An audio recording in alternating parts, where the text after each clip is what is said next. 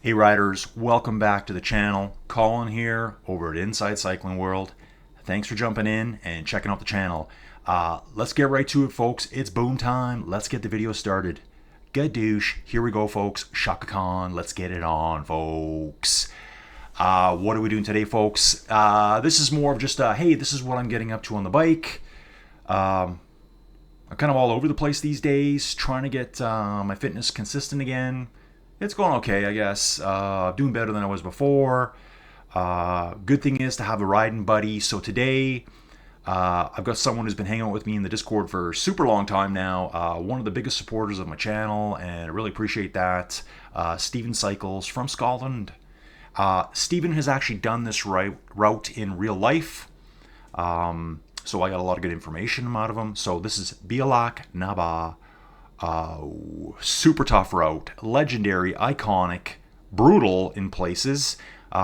Pretty sure this is ranked as the number 1 and number 2 hardest climbs in the UK, which is going to obviously be, because they split it up, hardest ones in England, hardest ones in Scotland, hardest ones in all of the UK. This one's number 1 and 2 in Scotland, number 1 and 2 in everything. So it's brutal. Colin, why is it number 1 and number 2? Because you got two sides to it. Both brutal ascents. The Rouvy video starts in a tiny little place called Russell. Guys, shout out to the Russell burn. Well, I don't know, I'm shouting out. A burn apparently in Scotland is like a little creek. A crick. Just a little trickle of water. So I'm like, what's the Russell burn? I could see what it was on Google Maps. I go, is that a creek? Just backing out the camera a little bit here so you're not looking too much right on me. Steven's decked out in the Muckers jersey. And I represent a GRC today, as I always do. This is a shout out to the two biggest teams on Rouvy, Team GRC and Muckers Worldwide folks. Now, Bealach Naba, under 10 kilometers long with 623 meters of climbing. So that's going to tell you it's an average gradient of 6.2%. Very deceptive though, because you can see, 3/4 of the way up, it goes beyond red into the purple. That's the 16% plus stuff, folks. Now, we started in Russell. Back behind us, too. Don't forget to pop in there. Got the Applecross Bakery. I was going to say bakery. Brewery. That's more important, folks. They got the Applecross Brewery back there. I don't know how good their beer is. Maybe someone from the area should send me a pack over. Applecross, sponsor the video. Wouldn't that be great? Yeah, check these cars out, folks. Backing up in the distance. So this has got to be the same lock here, I believe. So the big lock in this area, and this kind of threw me off too, is called Loch. It's called Loch Kishorn, which is kind of like a tributary of the major lock. I think it's called Loch Carron, Karron. Now, I always thought a loch was just a lake, but technically there's sea locks. Just learned that. I guess maybe a sea loch is more like a fjord. I guess they don't all have, because that's what we would call them here in Canada. We call it a fjord. It doesn't have to be a fjord like in Norway where, there's 2,000 and 3,000 foot high cliffs right along the edge. It's just, where the rivers are coming out, cutting downwards, opening up into the ocean, and there's like these long, almost like sinuous cuts into land. That's a fjord, folks. It's probably not the technical definition, but let's just roll with it for now, folks. So again, started in the town of Russell. I have done this climb twice before on Rouvy. Spoiler alert, didn't get my fastest time today, even with Stephen pacing me. And gotta say here too, I think the hard left's coming up. You'll know it when you see it. You can see it on Google Maps too. The road takes a super hard left, and you'll see a little approach to the right. I don't know if that's private land or not. Yeah, I think this is the way we're going here. Is this it? Yeah, I'll try to point it out when we get there closer. So yeah, Steven's with me here. Way fitter. Way better climber. Way lighter. Way stronger cyclist than me. Better looking.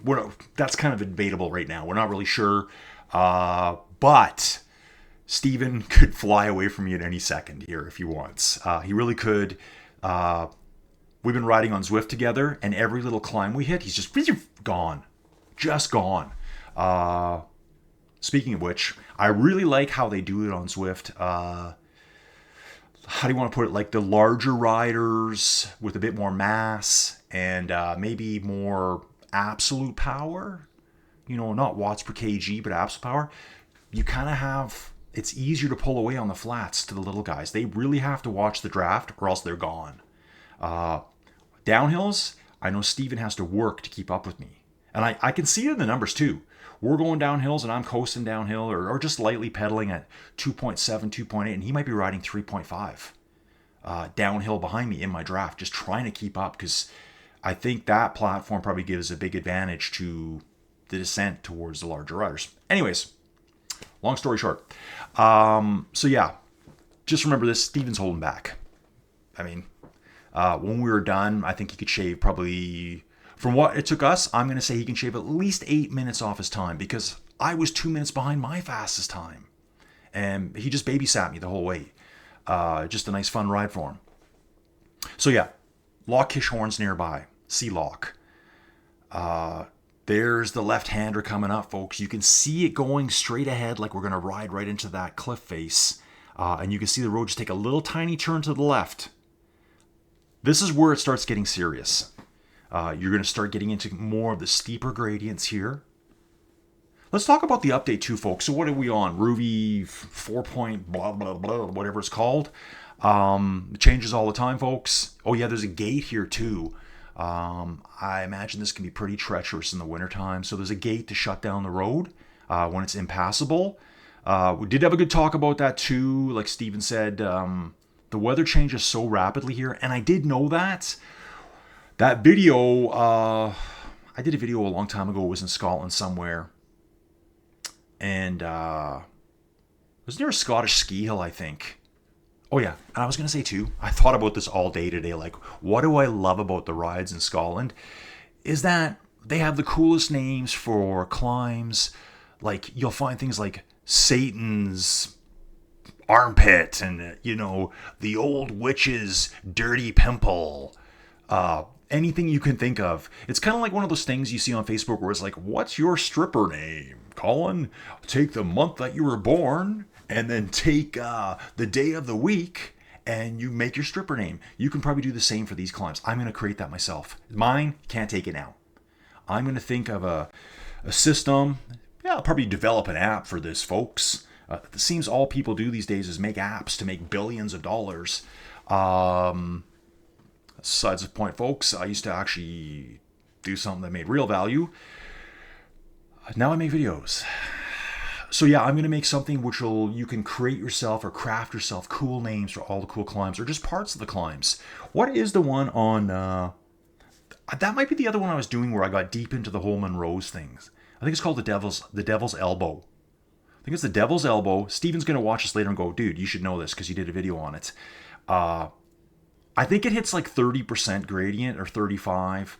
And like later on they're saying, well, it's not that steep, but it all depends where you measure it, right? If you just measure it over 1 millimeter, yeah, it could be 35%.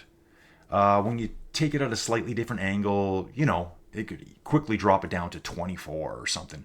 But I guess cars back in the day and buses, the story back, that story was that people would be told to get off the bus so we can get around this really sharp, it's like, I don't know, 2 switchbacks at 35%. Okay, maybe it's 20. Steep, still steep. Because I don't think we even get to 20% on this stuff. And I felt it.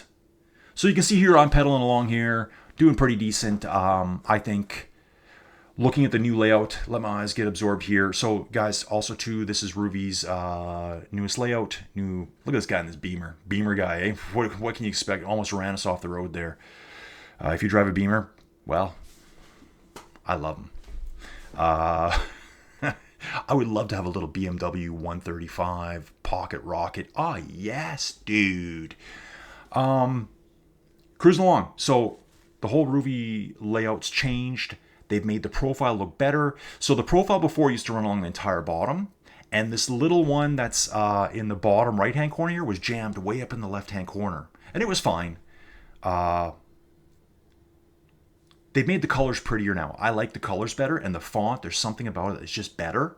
So obviously they did a lot of, what do they call it, A and B testing. Do you like this font? Or do you like that font? Or like when you go to the eye doctor, number 1 or number 2? Number 1 or number, they play that little funny game with you. Which one's sharper? Which one can you see better with when you get your eyes tested? One thing that changed a lot and not a huge fan of, I'm hoping we can get it fixed in the future, is I want to see my power output and all the juicy details. I want to see them right at the top in the middle. So as it is now, what's up in the middle is just your drafting indicator, which, look at this dude backing up for us. Imagine if you were hauling like a trailer here. Like, I guess you just stop and you just look at each other. Who's going to back a trailer up this hill? So yeah, here, look, the drafting's at the top of the screen right now. Like, I don't really need that. It's saying I'm doing good drafting at 1 watt. So I think that could easily be shoved over here where my big forehead is. How about right here? And we take all this data and we could just have it all across the top in like one single bar. Or maybe have the power right dead center. So where it's saying 190 watts, whatever it is right now with my average, dead center. And then maybe have the customizable numbers on either side. The colored power, the colored zone indicator, love it. It's from a different platform, but I love it. Glad it's here. All platforms should be using this. So it's basically showing you a percentage with the colored bars. So you can look right away and go, ooh, I've been doing a lot of zone 4. Look at this guy. Another guy that ran us off the road. Was he driving a BMW? I don't know if he was. It might have been a Mercedes. Same. But yeah, so looking at the bar here now, it does say zone 4, I'm bouncing in and out of zone 4 and zone 5. Probably switch gear, drop to zone 3. A little bit easier here now. We're like doing that 5%, so I'm just hanging. Yeah, so you can see I'm zone 3 and zone 4 now. As the gradient comes down, I'm spinning a bit more here, but basically this is like first gear ride for me all the way. First, second gear is about all I used. Outside of these little blips here, it gets even worse from this. Like you can see how I ride. I'm still doing about 3 watts per kilo here. Actually, you can see that. So now you got power in the bottom left-hand corner with your average. Everyone was begging for average power. I saw a lot of comments like, well, what do you need to know what your average power is for? Because we just want to know. That's it. Someone would always have a snarky comment. Who cares what your average power is? I do. Yeah, I do. I can kind of look at it and go, oh man, average is so low. Then I can maybe pick up my ride a little bit. Like that's what I want to do. I want to see it. Every other platform shows it, so why shouldn't Rouvy? So good job. Again, the colored bar is really cool. So it starts at like a grayish color that you can barely see. Then a little smidgen of blue. Maybe under 20% green. I've been in a ton of zone 4. That's the yellow. Zone 5 would be orange. And I'm assuming zone 6 would be red. And I don't ever really see it because that's where I'm probably... Zone 6 for me, I actually don't know what it is. That's probably what I calculated, but it's probably more in that 400 or 500 watt range, I would imagine. Maybe it's 400 watts plus. Who knows? And then down below it, you can see here, this is the stuff you can set yourself. I think I left it pretty standard. So you got your speed, heart rate, 174 right now. Watts per kilo is down there. So I did add that on myself, I think. Pretty sure. And your cadence. I like to show cadence too, because I'm kind of a lower grinder. I really am. It's just how I ride. And I'll tell you right now, I didn't get up out of the saddle once for this climb. So it's not for everyone. It's true. But hey, here's a little shout out to her, Eileen Gardner. I think I've mentioned on Discord, I love her YouTube channel. She's so just normal, cool. I like her a lot. She just happens to be one of the best climbers in the world. Notice this time I didn't say female climbers in the world because, yeah, she's just really that good. She sits a lot when she climbs, and she's kind of a grinder. She goes, I feel most comfortable, I think she might have said between 60 and 80, but she's not this 95-pound whiz kid spinning at 110 all the time like we were told we had to do. You don't have to do that. Honestly, if you can do it the other way, just do it the other way. And someone's going to say, well, it's just going to tire you out for your next day at the Tour de France. I'm not going to the Tour de France. Bro, I'm not going to the Tour de France. I get it. I think sitting is a lot more taxing on your legs. A lot more taxing. Yeah. You're going to develop some huge quads. I'm telling you that. Probably bigger than you would have if you were just standing all the time. That's not to say everyone's going to have big quads. I don't want to say I do, but I do. And so maybe I just have the right kind of build to do it.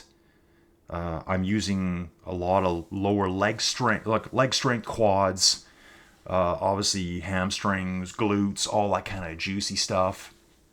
And my knees don't feel it either. You're going to see when we get to the really steep stuff, oh, it's a grind. I got nothing left for gears. People are going to be saying, hey, dude, why aren't you spinning a 90 here? Bro, get it into the 48 in the back or whatever. I don't have that. I don't have that, man. I got a 36 in the front, and I think the back is a 30. So that's all I got to work with. That's it. That's reality. I'm riding 100% reality here. I want to know what my bike would feel like. And if I can do it, I can do it.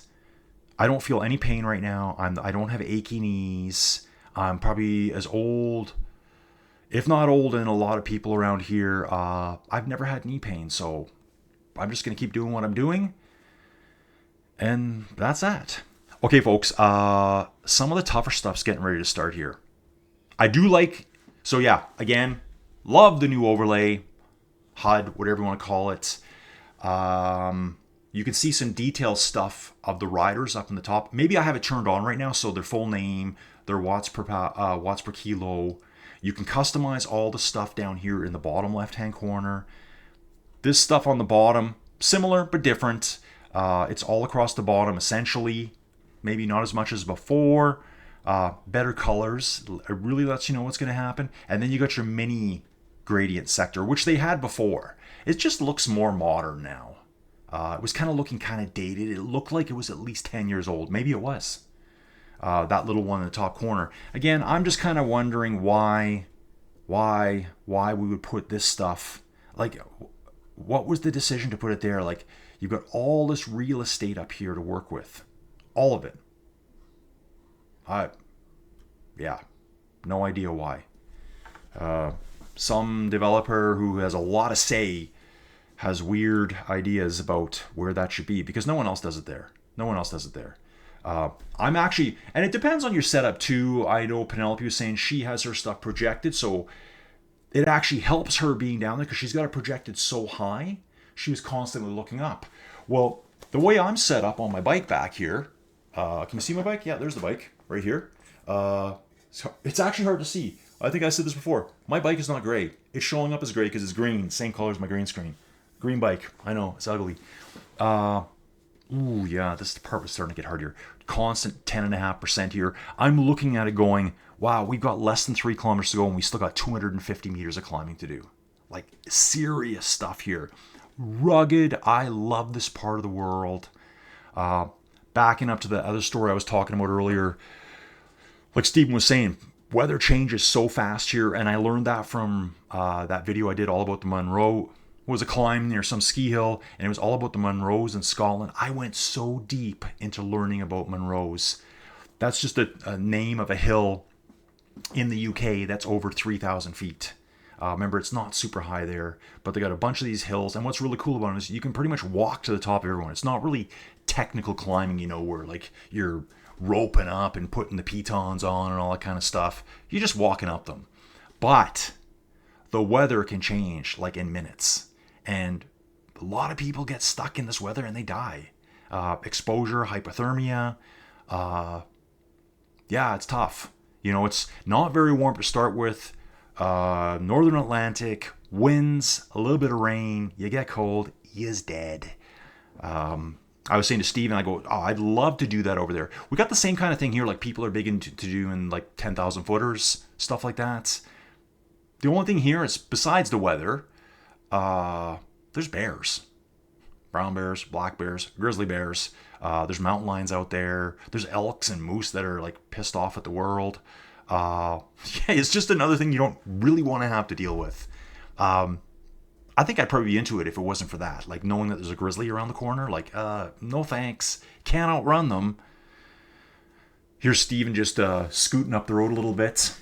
See, when Steven's doing 4 watts per kilo, I have no chance. Just, he is gone. Yeah, so again, he was holding back here a lot too. But it was a really fun ride. Really fun ride. So I think it's my 3rd time up now.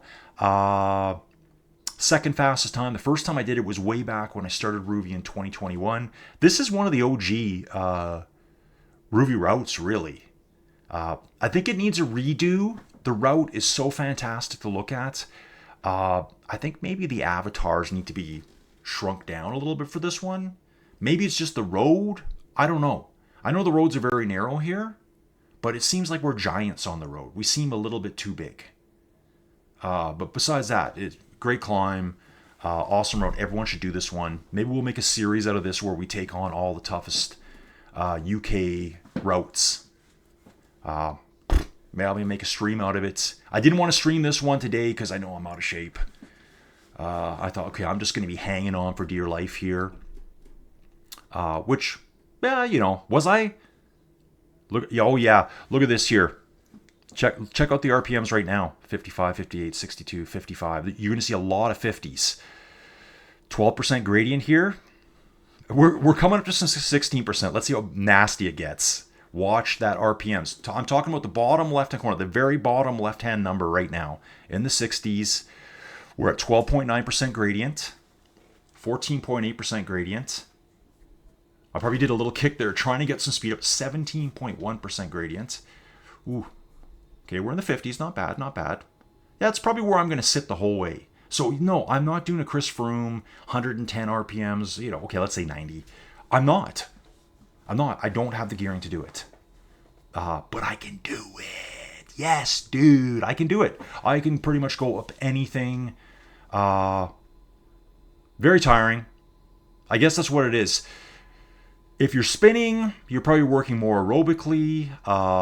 When you're grinding, you're bodybuilding the whole way, doing heavy load work. Look, I'm hitting the 40s at times. This guy ran us over there too. We're on the front page of the newspaper. Actually, the back page. 2 cyclists slaughtered on Bealach. Yeah, put it on the back page, bro. It's not important. Hey, man, did you know watermelons are on sale? Front page. Boo! 16.3% here. Yeah, a lot of 40s and 50s up through here. Interesting. Yeah, that's how I always do it. And again, not 1 second of standing. Not one. It's just, this is how I ride a bike. This is how I ride a bike in the real world. This is how I do it. Sometimes I think, how do I word it? Some of the virtual indoor cycling has gone way over the top where, like, someone said it right. Now it looks, forget who was saying it. It was a YouTuber, a lot more famous than me. They're basically riding their bike insides now, like they're standing up and running on the bike. It's not really cycling anymore. It's just a way of generating mass power that you would never be able to simulate. You wouldn't be able to replicate that outside. It's just not possible. Especially like in a racing situation. It's different. Now, that's not to say that all the super high-end virtual cyclists wouldn't dominate outside, because a lot of them did come from road cycling outside and they translated it to inside. But I have seen some that still ride traditionally. One guy, look him up, Freddie Ovett. Yeah, he rides like he's riding outside, and he's always right at the very top. At Zwift Games, he was in the final for the climbing. Yeah, the Zwift climbing stages. So, what was that? What did they do? They did stages 1 and 2 finale, stages 3 and 4 finale. So stages 3 and 4 finale, he was in the top 5 climbing, and he climbed on that Zwift climb all the way sitting. Everyone else stood the whole way. And that's just how it is, but I think just everyone's different. Maybe you want to climb all the way, standing all the way. And actually, Eiley was saying it too. She talks about it, that sometimes that climbing position's kind of a little bit unrealistic. Actually, she had it on the end of one of her videos. It shows her in the distance. And I loved it. I love her videos. It shows her sitting down, going up a climb, because she does all sorts of cool climbs. And then over top of it, she puts this little character going doing, doing, doing, doing, doing the inside cycling bounce. I've never gotten comfortable doing it. I'll never get any better because you're going to see me sitting like this all the way. Just how it is. 50, 60 RPMs up this stuff. So yeah, what this does do for you, gives your legs a really, really good workout. Probably so much, and that's probably why people say, oh yeah, dude, if you're not spinning, you're just fatiguing yourself so bad you won't be able to recover. Yeah, okay, that totally makes sense to me. That sounds legit. But I'm not a Tour de France rider, so I'm like, well, yeah, I know. I'm never gonna, so I'll just keep doing this for now. And am I gonna get much better of a cyclist? Probably not. So anyways, guys, what else do I want to talk about? So yeah, this is the single best improvement on Rouvy for me so far. Just the look, the layout, but fix this stuff down here. This does not belong down here. Not for me. So when I'm riding my bike, I'm up above my TV, looking down the way my head is. So I have a curved 36-inch monitor. I'm looking downwards to it. So it's kind of like, I guess when you're driving your car, are you ever looking way down? No, you're just kind of looking straight ahead, just down a little bit. And that's where you should be looking up top here. That's kind of how I have it set up. It's way better than it was before. But I think this could be fixed. I don't know what the reason is. I guess maybe they think the drafting indicator up there is so important that they were willing to put this down here. I would have just put the drafting over here where my face is, cover up my face, and have all that cool data along the top. That's for me. Not my choice, not my decision, but I wish you could move the elements. So folks, we're coming up to the top here now, but even here I'm kind of like, oh man, like it's really not done yet. And so it was here, I'm looking at it, my record time, which isn't really a record because I wasn't like trying to go that fast, 41 minutes and I think 11 seconds, something like that. And I'm like, oh, I'm never gonna touch that today because we're almost getting there. Yeah, it's really weird watching this video because it's showing me the time as in real time. So even though I sped it up, it's showing, yeah, goofy. I shouldn't have done it on here. So yeah, on the flats, I get to race away a little bit, build up some speed again. Not pushing any real power. We're down, way down in zone 3 right now, down to zone 2. Here comes Steven, right by me. Actually, he's really good. He knows I can't keep up with him. But this kind of stuff's really going to hold him back. Ideally what we should do for these is like the first half, he should just let me hammer out in front of him and let him get some good draft, and then he can go for his personal record up here. I think I could probably just smash myself for 5 kilometers. I'm not sure how much drafting we get on here. It does get a little bit steeper in places. Yeah, so tomorrow I've got Zwift WTRL TTT. I'm doing a later in the day one. I think it's zone 27 Frappe class. Guys, check out those time trials on Zwift. Nothing touches them. Nothing touches them. No other platform. That's the best time trials out there. Shout out to WTRL. When your events had 313 events as of tomorrow, then you can start talking. But until then, nah. I'm also doing a Team Not Poggy Spring Club Championships. These are some random dudes. I covered their time trial just accidentally. And I said, hey man, if you ever want some video commentary done, reach out to me. Guess who reached out to me? So we're doing that tomorrow at noon. After that, I have no idea. Last weekend was entire Rouvy Games. Took a lot of time up. So that was Friday, Saturday, and Sunday. Got to stay consistent on my ride. So just some stuff that I'm working on, guys. People, I've had some messages, hey, Colin, are you done? You're not doing any more videos? Yeah, I'm still doing videos. Just picking and choosing what I'm doing a little bit more. So there we go, guys. I was like 2 minutes. And yeah, this is just personal records for the month. So doesn't mean anything. What I want to do now, folks, is let's just... Yeah, so the 43... Yeah, so there it is right there. I'm just going to pause the video. This is what I like about doing it this way. 43:54. So my second time up, I did it in 41 and a bit, 41:13 or something. So I think get myself in shape, ask Steven to join me again, and get me under 40. I think I could do it. There's that, right? So anyways, guys, let's do this now.